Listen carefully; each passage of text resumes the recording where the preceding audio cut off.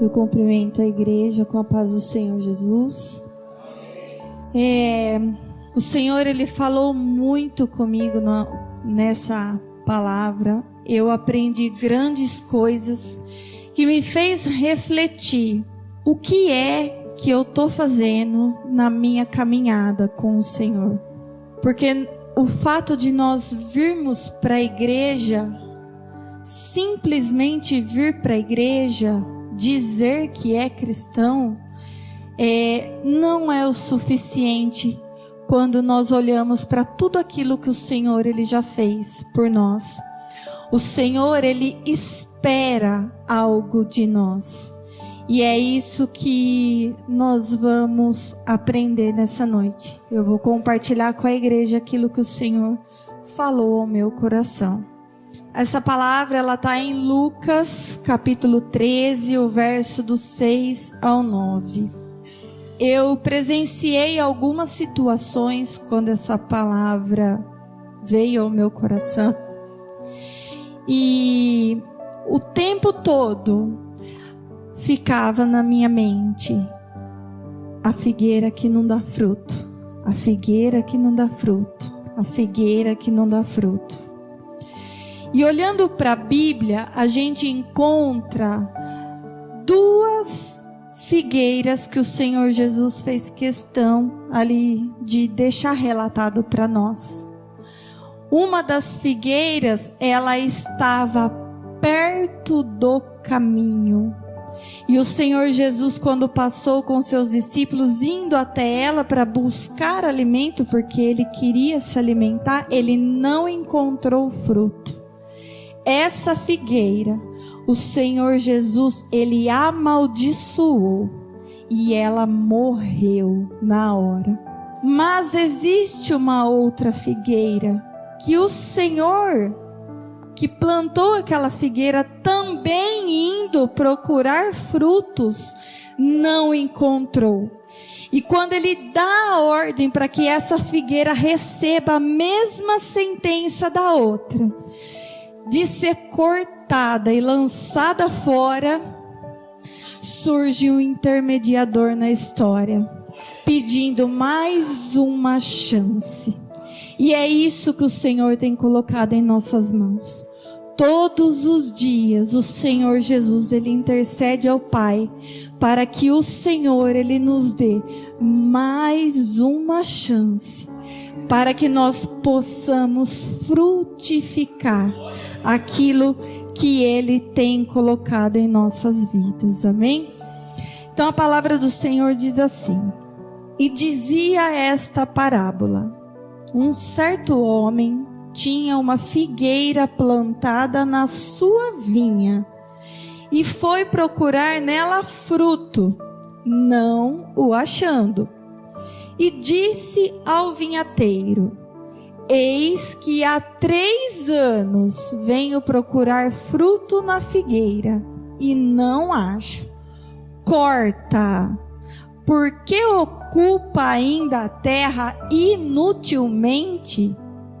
E respondendo ele, disse-lhe: Senhor, deixa este ano, até que eu a escave e a esterque, e se der fruto, ficará, e se não, depois a mandará cortar. Quando eu olho para esse texto, a primeira coisa que me chama atenção é que a palavra diz que um homem na sua vinha tinha uma figueira. Uma vinha é uma plantação de uvas, de videiras. O que uma figueira, que é uma árvore que não tem nada a ver com um ramo de uva, estava fazendo dentro daquela vinha? Aquela árvore, ela não estava ali à toa. Foi o dono daquela vinha que plantou ela ali naquele lugar, junto com aquelas videiras. Quem é o dono dessa vinha? Lá em João vai dizer que o Senhor Jesus diz: eu sou a videira e o meu pai é o lavrador. O dono da vinha é o nosso Senhor Deus. Ele é o lavrador. O Senhor Jesus, Ele é a videira verdadeira na qual nós estamos enxertados. Jesus, Ele é a videira. E todo aquele, a palavra diz que todo aquele que está enxertado em Cristo, este produz frutos.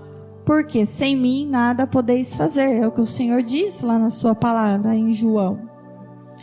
Se Jesus é a videira e nós, estando enxertados nessa videira, estamos em Cristo e Cristo está em nós, automaticamente nós produzimos. Mas quando nós olhamos para essa figueira plantada na vinha, nós vemos que a figueira, ela não produz fruto. Isso já nos mostra que dentro de uma vinha, não são todos que estarão ligados em Cristo. Não são todos que produzirão. Porque se quem está em Cristo produz, por que é que nós não produzimos?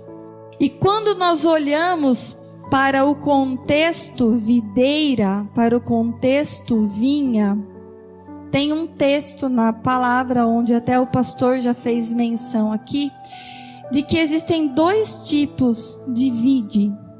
Uma vide excelente e uma vide estranha.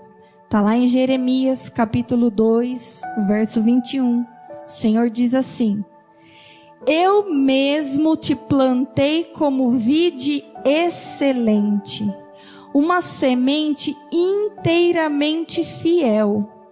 Como pois te tornaste para mim uma planta degenerada como vide estranha? Todos nós somos plantados pelo Senhor como videiras excelentes, como árvores excelentes, porque Ele espera que nós produzamos fruto. Aquela figueira foi plantada naquela vinha por aquele Senhor numa condição excelente. Ela recebeu o adubo que ela precisava, ela recebeu a água que ela precisava, ela recebeu tudo que ela precisava. O tempo dentro daquela vinha era ótimo, era excelente, tudo era favorável para que aquela árvore produzisse. Porém, ela não produziu.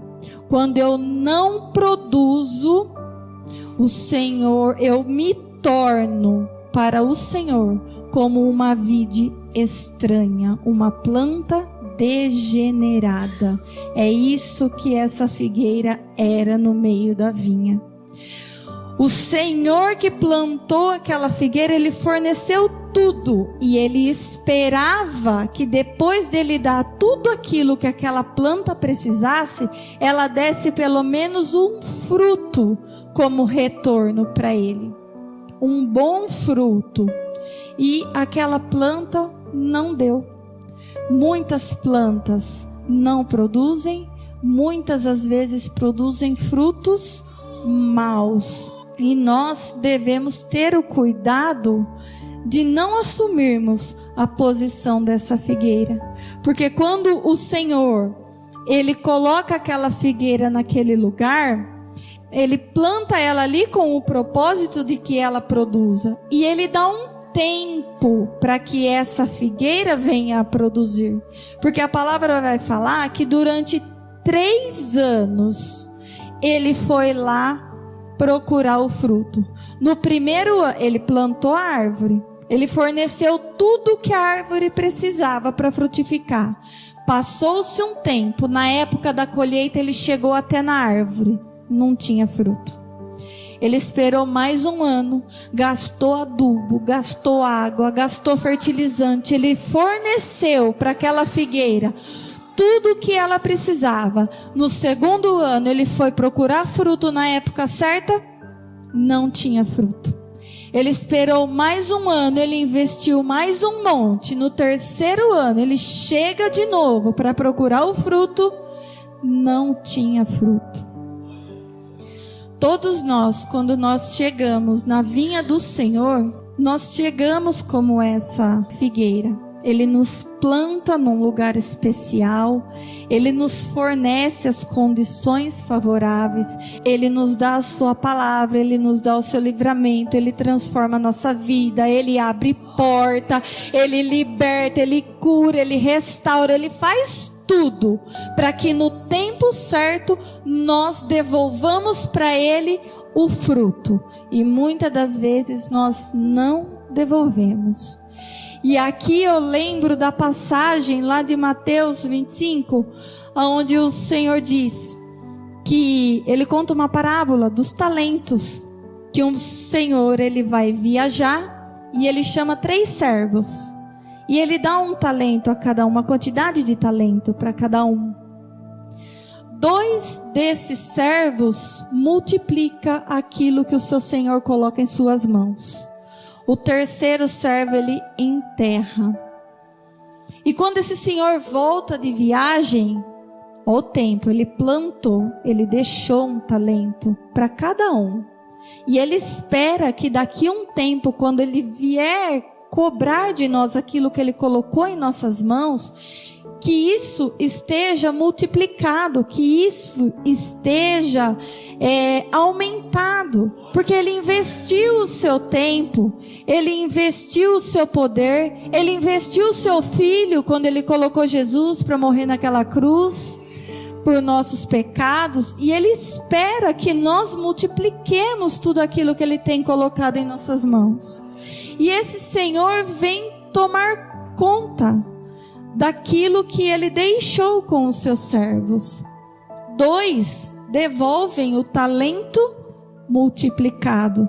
E a estes que devolveu o talento multiplicado, o Senhor vai dizer: servo bom e fiel, fostes fiel no pouco, no muito eu te colocarei. Entra no gozo do seu Senhor. Mas aquele servo que enterrou o talento, que não multiplicou, não espalhou a semente, esse servo, quando ele devolve esse mesmo talento que o Senhor entregou na mão dele, o Senhor vira para ele e diz: servo mau e negligente, devia pelo menos ter dado aos banqueiros, para que quando eu viesse o recebesse com juros. Lançai, pois, o servo inútil nas trevas exteriores. Ali haverá pranto e ranger de dentes. É pesado quando nós olhamos para aquilo que o Senhor tem colocado em nossas mãos e nós não temos feito nada. Porque quando o Senhor ele vem tomar conta daquilo que Ele tem nos dado, Ele vai olhar para nós e só vai ter 2 caminhos. Ou Ele vai dizer: servo bom e fiel, foi fiel no pouco, no muito eu te colocarei. Vem, entra no gozo do seu Senhor. Ou Ele vai olhar para mim e falar: servo inútil, servo mau e negligente. É pesado nós pensarmos que de repente o Senhor pode estar olhando para cada um de nós e falando: servo mau e negligente, vou lançar fora. Quando o dono daquela vinha planta aquela figueira, ele tá investindo o talento. Tudo que ele tem, ele está lançando sobre aquela figueira. Ele não está medindo esforços para que aquela figueira gere frutos. Assim é o Senhor com nós. Apesar dos nossos pecados, apesar das nossas falhas, o Senhor ele não mede esforços para nos ajudar, para nos abençoar, para nos guardar, para nos livrar. Ele não mede esforços para nos dar condições para que nós venhamos a frutificar. E muitas das vezes nós não devolvemos para Ele nada, porque nós só retemos. Lembra da passagem do azeite da botija? Quando é que o azeite foi multiplicado na vida daquela viúva? Quando ela dividiu. Como é que eu vou receber do Senhor se eu não divido, se eu não compartilho aquilo que Ele tem colocado em minhas mãos? E quando ele olha para aquela árvore pela terceira vez, não foi uma vez só, foram várias tentativas, foram vários investimentos, e pela terceira vez, o Senhor, ele olha para aquela árvore e ele fala assim, ó, basta, está ocupando a terra inutilmente. Lucas 13:7. E disse ao vinhateiro, eis que há 3 anos venho procurar fruto nessa figueira e não acho. Corta, porque ainda ocupa a terra inutilmente. Nessa hora o Senhor, ele pensa, qual é a necessidade de se gastar um tempo com uma árvore que não produz, com uma árvore que não serve para nada? Por 3 anos ele procura e não encontra. Essa figueira era estéril. Por mais que ele fizesse, ela não produziria. E aqui é o grande perigo, porque todos nós, em algum momento da nossa vida, nós podemos ser como essa figueira. A gente vem aqui, recebe o alimento espiritual, recebe os talentos que o Senhor coloca em nossas mãos. E o que nós temos feito para multiplicar? Nós temos gerado frutos para o Senhor, porque é isso que Ele espera de nós. A nossa vida não pode se resumir em somente vir na igreja, ouvir a palavra e voltar para casa. Não. Eu estou aqui recebendo o adubo, eu estou aqui recebendo o alimento, eu estou aqui recebendo o talento. Eu preciso sair lá fora e eu preciso multiplicar, eu preciso gerar esses frutos. Porque quando eu não gero fruto, ou quando eu gero um fruto ruim, o Senhor, ele lança uma sentença sobre a minha vida. E a palavra vai dizer lá em Mateus, capítulo 7, do verso 17 ao verso 20. Assim, toda árvore boa produz bons frutos, e toda árvore má produz frutos maus. Não pode a árvore boa dar maus frutos, nem a árvore má dar frutos bons. Toda árvore que não dá fruto, o que ele faz? Corta-se e lança no fogo. Portanto, pelos seus frutos o conhecereis. Esse texto só confirma aquela sentença que ele deu para o servo mau e negligente. Mais uma vez, toda vez que nós negligenciamos a palavra do Senhor, uma vez que nós conhecemos, uma vez que nós recebemos o alimento, toda vez que nós negligenciamos, que nós não praticamos e que nós não frutificamos, a sentença do Senhor é nos cortar fora. Só que aí, quando o dono dessa vide, ele decide acabar com aquela figueira, esse vinhateiro surge na história. Porque o dono da vide era o dono, mas quem tomava o cuidado daquela vinha era o vinhateiro. E esse vinhateiro, ele pede mais uma chance para aquela árvore. Ele fala para o dono, não, espera mais um pouquinho, que eu vou tentar mais uma vez. Eu vou tentar uma última vez fazer algo para que ela possa produzir. Se ela produzir, o Senhor mantém. Se ela não produzir, aí o Senhor pode cortar fora. E a pergunta que eu me fiz foi, quem é esse vinhateiro. E a palavra lá em 1 Timóteo, capítulo 2, o verso 5 diz assim: porque há um só Deus e um só mediador entre Deus e os homens, Jesus Cristo, homem. Esse vinhateiro nas nossas vidas, ele é o Senhor Jesus. O Senhor Jesus, ele se fez homem. E quando o dono da vinha vem com a sentença de que arranca e joga fora porque não está produzindo, o Senhor Jesus lembra ele do sacrifício naquela cruz, do sangue derramado, e ele fala: Pai, dá mais uma chance. Dá mais uma chance que eu vou lá, eu vou cavar, eu vou adubar, eu vou fazer tudo o que for preciso de novo para que ele venha frutificar. O Senhor Jesus, ele intercede por nós, pedindo ao Pai essa última chance. E o que é que nós temos feito com a chance que o vinhateiro tem rogado a Deus por nós? Nós temos frutificado?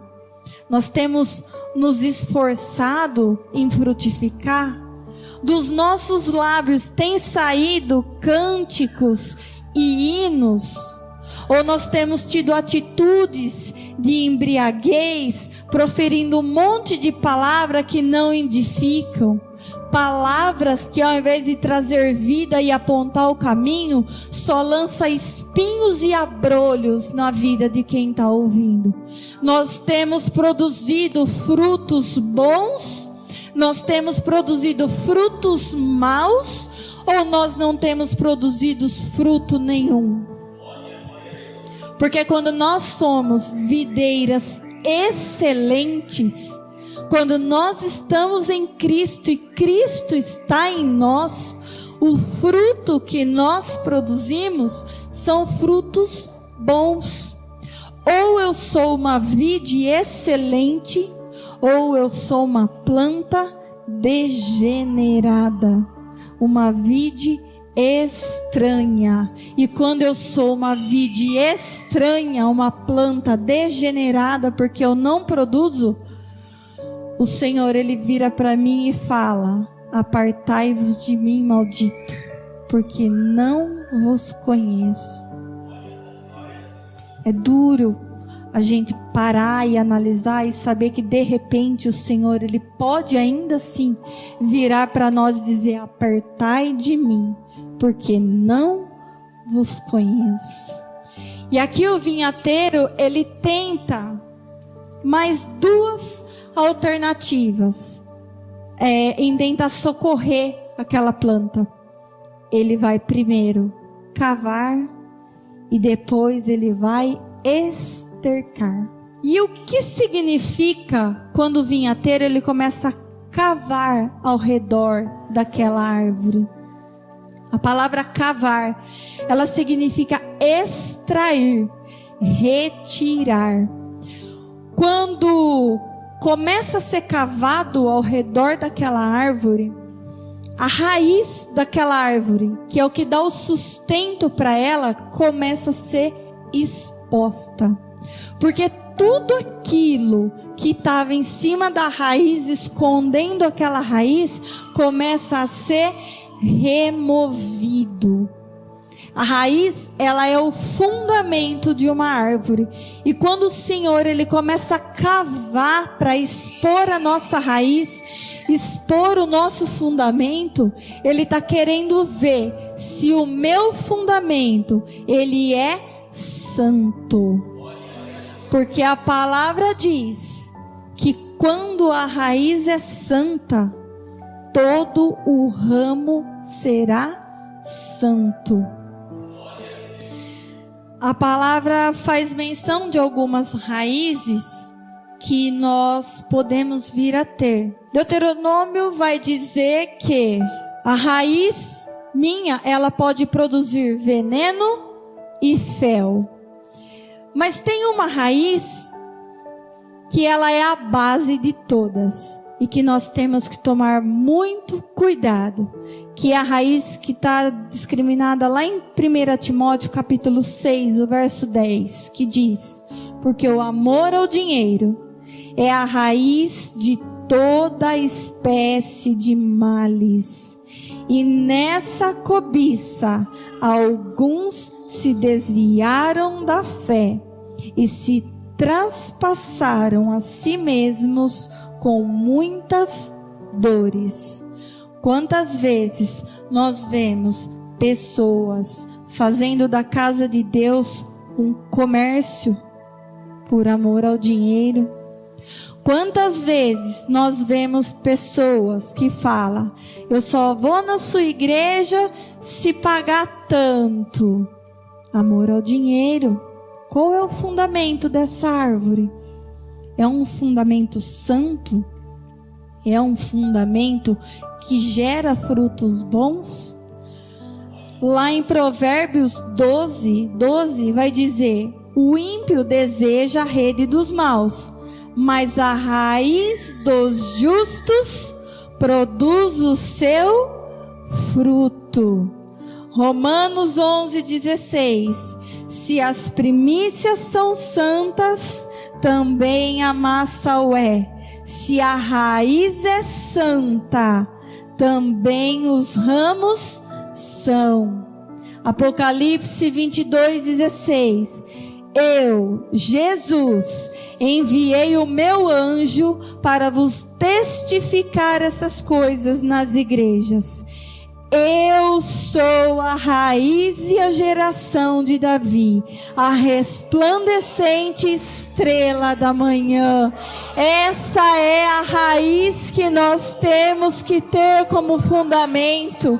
A raiz de Davi, a raiz de Jessé, Jesus Cristo, o Todo-Poderoso, porque todo aquele que está firmado na rocha, que está firmado em Cristo, pode vir chuva, pode vir tempestade, pode vir vento, a árvore se mantém em pé, porque é a raiz que sustenta a árvore. Onde estão os fundamentos da nossa vida? Está no dinheiro? Está na impiedade? Sabe aquela coisa assim?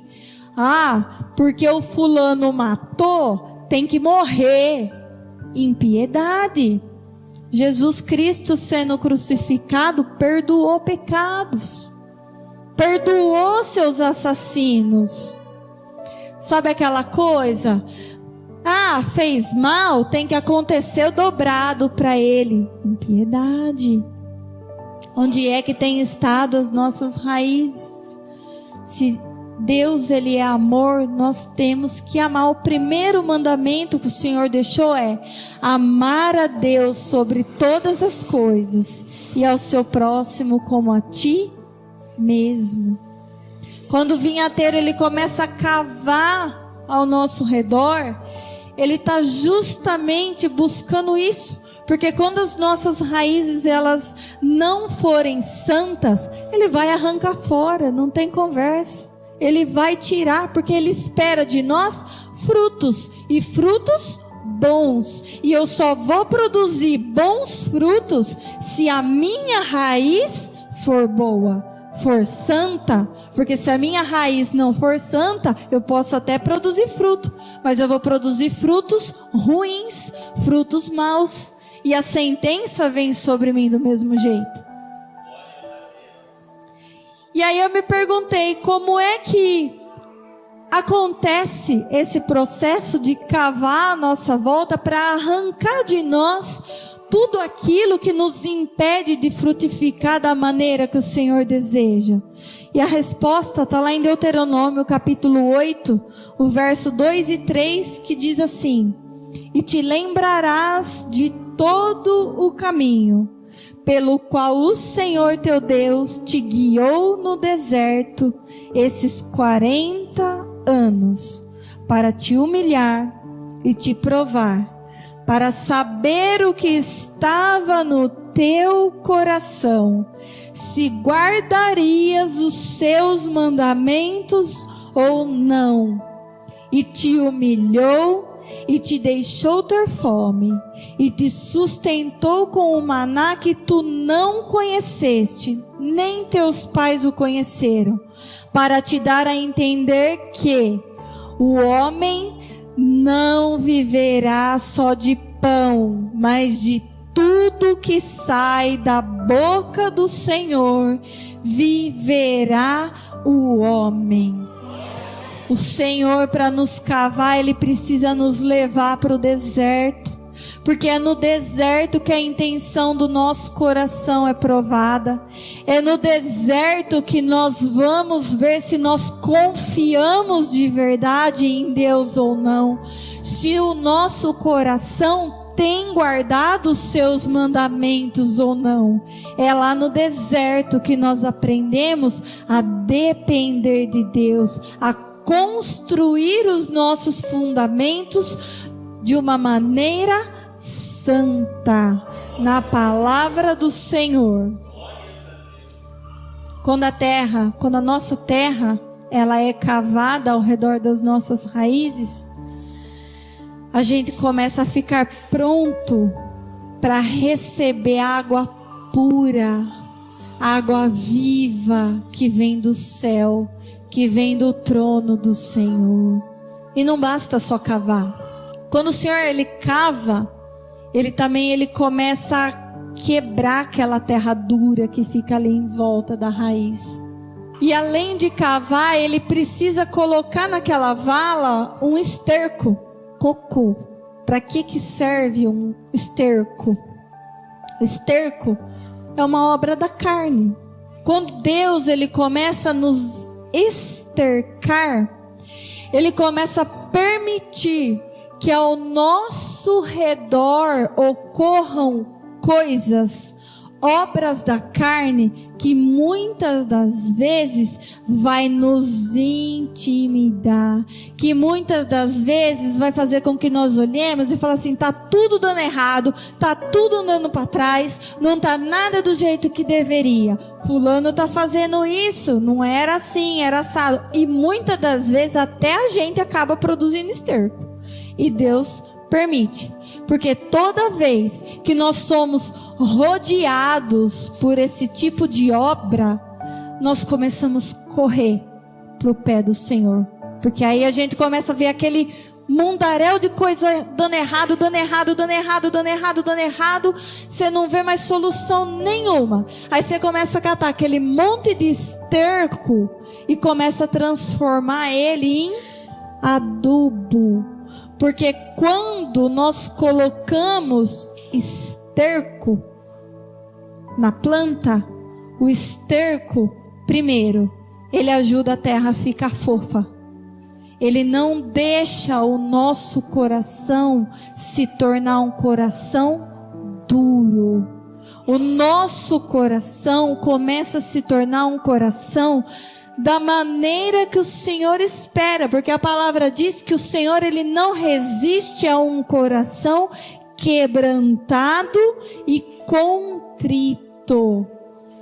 Quando o nosso coração se quebra, a nossa terra fica fofa, o esterco ele começa a reter mais água.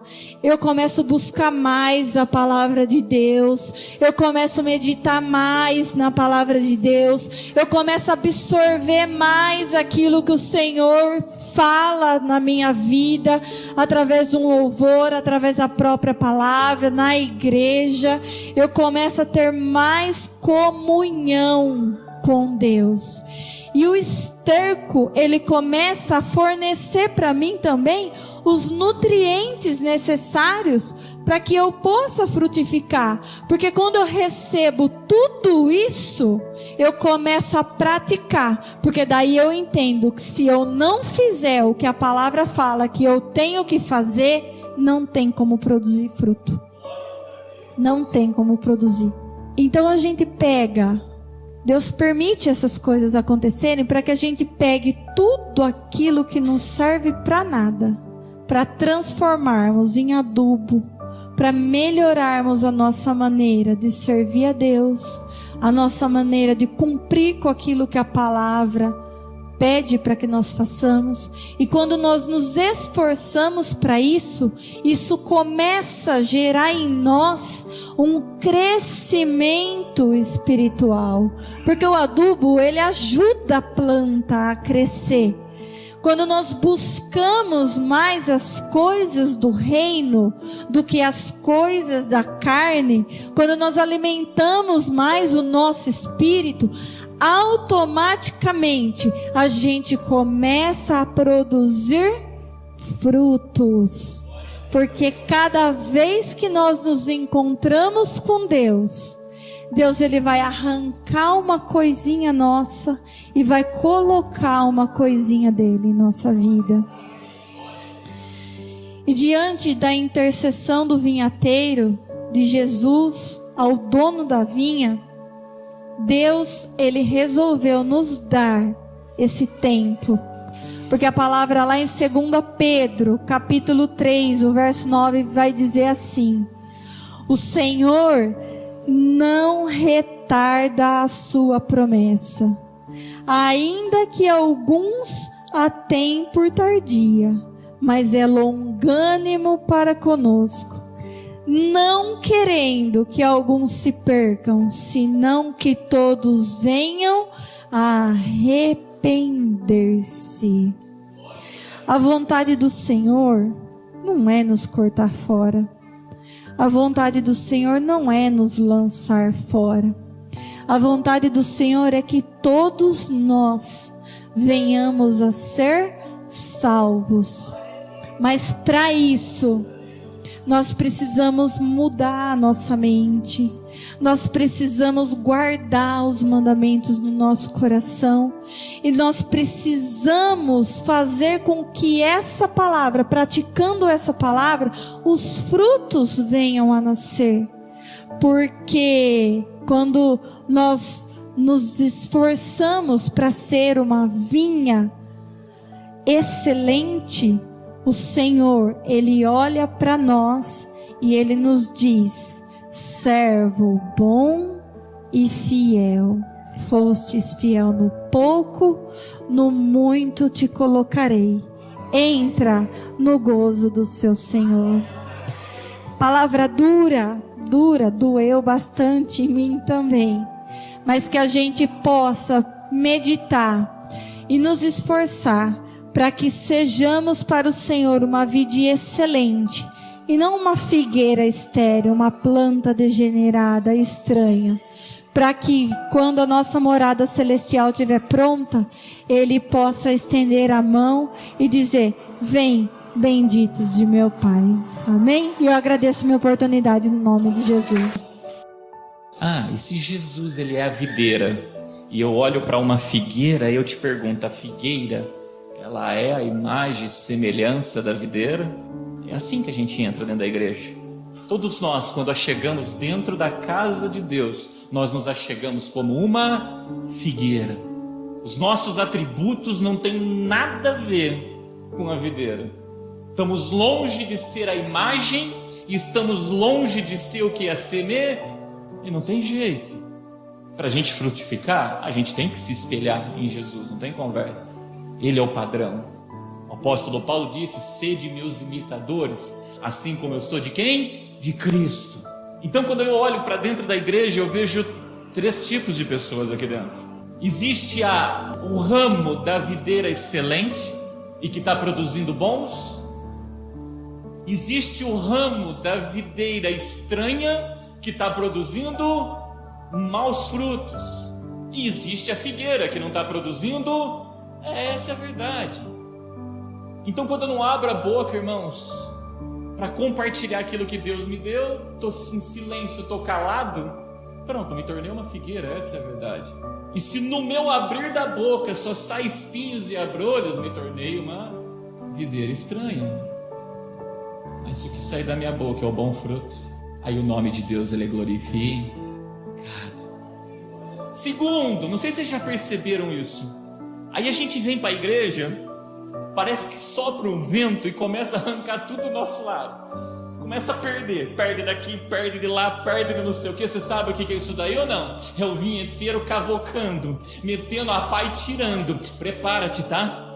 Porque se não está produzindo, ou se está produzindo espinhos e abrolhos, sudecaia, ridecom, manai decantas, vai existir agora o processo de cavar. Ele vai arrancar tudo aquilo que está encobrindo uma raiz que não é santa.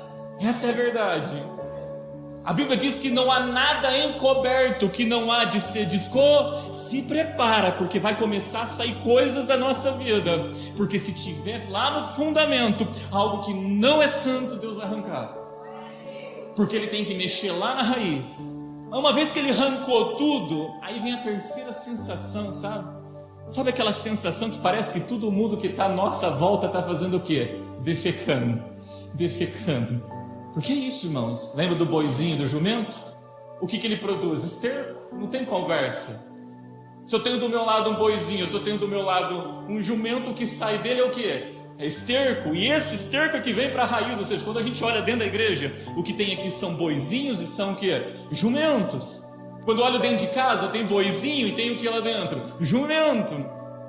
E o subproduto da carne de um boizinho e de um jumento produz o quê? Esterco. Aí você começa a olhar para o lado, você vê tendo um monte de condutas que são obras da carne. Mas para tu vencer essas condutas, você só vence na palavra de Deus. Aí você vai ter que buscar os nutrientes na palavra. É por isso que acaba tendo as afrontas, sabe? Vem afrontas de fé para poder estercar. Para ver se a gente começa a fazer o quê? A absorver mais aquilo que Deus está falando para a gente absorver. Então guarda isso no coração. Só que quando a gente passa por todo esse processo, aí vem a parte boa. Porque nós passamos a produzir frutos para a honra e para a glória de Deus.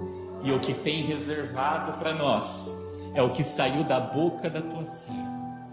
Vinde benditos do meu Pai. E entrais no quê? No gozo. Irmãos, gozo é algo bom, é algo divino, é algo, irmãos, que vai trazer coisas eternas para o resto da eternidade. Gozo é algo que ninguém quer perder aquele momento. É o ápice do prazer, é o ápice da satisfação de um ser humano. Então, examine-se, homem, a si mesmo. E se tem alguma coisa que nós temos que nos posicionar, nos posicionemos para a glória de Deus. Amém?